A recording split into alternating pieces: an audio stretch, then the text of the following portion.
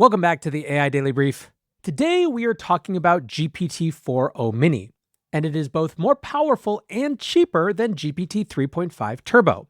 Now, in addition to discussing GPT-4o Mini specifically, we're also going to be talking about the changing nature of competition among models, price decreases among models, and what it all means for the state of AI. But first of all, let's talk about this announcement. The way that Sam Altman, CEO of OpenAI, teed it off was saying, towards intelligence too cheap to meter. And cost, as we will see, really is the theme.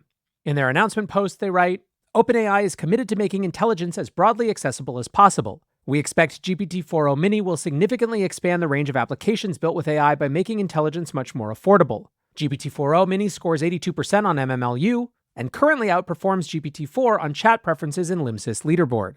It's priced at 15 cents per million input tokens and 60 cents per million output tokens, an order of magnitude more affordable than previous frontier models and more than 60% cheaper than GPT 3.5 Turbo.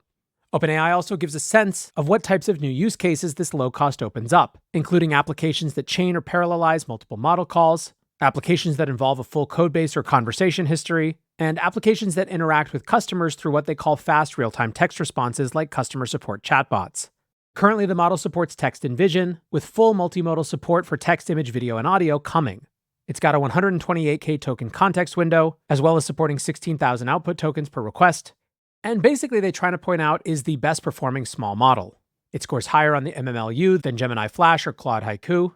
Same on the MGSM, which measures math reasoning. On that, it scores much higher.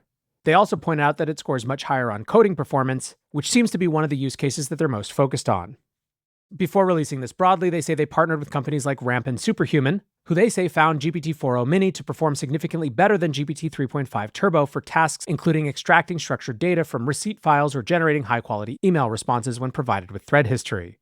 Some of the response was lukewarm. Professor Ethan Malik writes, first impressions with GPT-4o Mini is that it is impressive for a small model, but no replacement for a frontier model. When given complex education prompts, it can't follow instructions as well and misses nuance GPT-4o nails. At AI for Success writes, point of view, when you were waiting for GPT-5, but GPT-4o Mini is coming. And it shows a guy punching a laptop. They continue, OpenAI is on a mission to piss everyone off. Everart's Pietro Sciarrano writes, never seen such a lukewarm reaction to an OpenAI model release. Sean Ralston, who does API dev support at OpenAI, writes, Pietro, this release is about price and performance. GPT 3.5 was no longer competitive against Gemini Flash, Claude Haiku, etc. Many business customers using LLM APIs for routine functions like company chatbots and standard work need and want low token costs.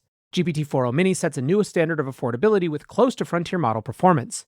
Of course, we all want smarter models forthcoming, but those tend to require more compute and therefore are more expensive. Pietro responds, I agree on all these fronts, just sharing the overall sentiment. From my standpoint, however, the response has been exactly focused on what it seems like the important thing was, which is cost. Ben's Byte summed this up by saying OpenAI's 4o Mini brings big brains on a budget. It's a small model that beats the early version of GPT-4, and it costs 30x less than its big bro GPT-4o. They sum up, you can now say bye to GPT 3.5 Turbo as 4o Mini will take its place in ChatGPT's free tier. If you were using GPT 3.5 Turbo API in your applications, you should switch to 4o Mini. That leads to two reasons to care. People are getting increasingly smarter AIs for free directly via ChatGPT, and app developers can build powerful AI tools without breaking the bank. And really, I do think that cost is the story here. The end of OpenAI's blog post reads, the cost per token of GPT-4o Mini has dropped by 99% since Text DaVinci 003, a less capable model introduced in 2022. Vittorio says 99% reduction in cost in 2 years is crazy. And that cost reduction has big implications. Back to that blog post again, they write, we envision a future where models become seamlessly integrated in every app and on every website. GPT-4o Mini is paving the way for developers to build and scale powerful AI applications more efficiently and affordably. The future of AI is becoming more accessible, reliable, and embedded in our daily digital experiences. Vittorio even jokes in 2026, OpenAI will give you money to use its models. Professor Ethan Malik came back again and said, the big story with GPT-4o Mini is its cost, and how quickly the price of intelligence of a sort has dropped. Now, this is the point where I want to return to that now infamous Goldman Sachs report, Gen AI, too much spend, too little benefit. This is from June 25th, and I've already done a full takedown of this, but one of my biggest critiques is the argument from Goldman Sachs head of global equity research, Jim Covello, that he thought it was unlikely that the cost of AI was going to come down. The interviewer asks, even if AI technology is expensive today, isn't it often the case that technology costs decline dramatically as the technology evolves? Part of Jim's response was to say, the tech world is too complacent in its assumption that AI costs will decline substantially over time. Now, the point that he was making in this section is that he didn't think there was going to be enough competition for state-of-the-art GPUs to actually bring those costs down. What he seems to have missed is that we're officially in a time where the AI that we have right now is performant enough that there are many applications that don't require the absolute state-of-the-art, but instead just require near state-of-the-art. And those costs are coming down and coming down dramatically. What's more, it's not even clear that costs of state-of-the-art aren't coming down dramatically as well. Claude 3.5 Sonnet, which is Anthropic's most intelligent model, and which many people have switched entirely, including me, basically, from GPT-4 does also represent a cost reduction. Claude 3.5 Sonnet, for example, costs 1/5 of what Claude 3 Opus does. Andre Karpathy wrote, LLM model size competition is intensifying backwards. My bet is we'll see models that think very well and reliably that are very, very small. 2 parameters for which most people will consider GPT-2 smart. The reason current models are so large is because we're still being very wasteful during training. We're asking them to memorize the internet, and remarkably they do and can, e.g., recite SHA hashes of common numbers or recall really esoteric facts. Actually, LLMs are really good at memorization, qualitatively a lot better than humans, sometimes needing just a single update to remember a lot of detail for a long time. But imagine if you were going to be tested closed book on reciting arbitrary passages of the internet given the first few words. This is the standard pre-training objective for models today. The reason doing better is hard is because demonstrations of thinking are quote-unquote entangled with knowledge in the training data. Therefore, the models have to get larger before they can get smaller, because we need their automated help to refactor and mold the training data into ideal synthetic formats.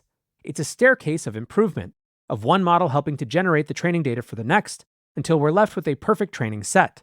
When you train GPT-2 on it, it will be a really strong and smart model by today's standards. Just maybe the MMLU will be a bit lower because it won't remember all of its chemistry perfectly. Maybe it needs to look something up once in a while to make sure. This certainly reflects what I'm seeing. And what's more, I think it's responding to a business demand. There have been numerous posts recently about how enterprises are getting more sophisticated in their needs with AI. They realize that yes, there are some cases that they need the absolute state of the art for, and they need it immediately when they need it, and are willing to pay for the fastest, best answers. But there are tons of functions that don't need to be immediate, and that don't need the absolute state of the art. The Information recently published a piece called Why Smaller Could Be Better. They write, while some developers are racing towards super intelligent AI technology, others are focused on building cheaper, more practical models. Over the past 6 months, several big tech companies, including Google and Microsoft, have released small language models in a bid to stake their ground in a burgeoning area of AI research. These models are lightweight enough to run on phones instead of on the cloud. They generally have fewer than 3 billion parameters, a tiny fraction of the more than 1 trillion parameters believed to support OpenAI's GPT-4.